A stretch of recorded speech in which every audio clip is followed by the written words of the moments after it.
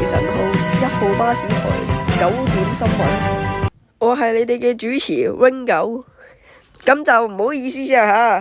咁琴日個新聞就無啦啦冇咗啦，咁就係唔知點解上載都上載唔到，跟住跌咗落後室啦，咁就請大家原諒啦。咁今集就拍翻啦，同埋唔好再問我點解冇咗啦。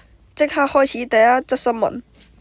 地鐵今日加1成價，令到好多市民都不滿。我哋一齊睇下咩情況啊！我哋嚟到現場報道，見到呢一個島嶼站嘅地鐵係好充足嘅地鐵服務。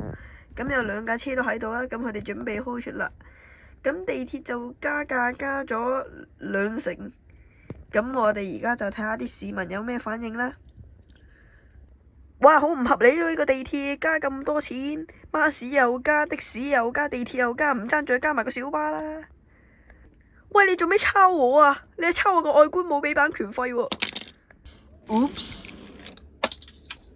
嗰個抄我嗰個咧，我已經懟冧咗佢啦。咁 Steve 喺島嶼地鐵站報道啦。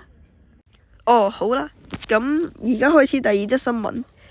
咁喺機場嗰度就發現一嚿疑似炸彈嘅可疑物品啦，咁我哋就一齊去欣賞下嗰嚿炸彈啦。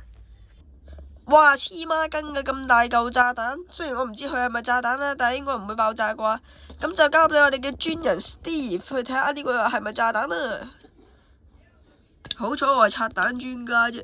哇，上面寫住個1字係咩意思啊？我而家0咯喎。個 Steve 好似俾個炸彈炸死喎，咁我哋唔理佢啦。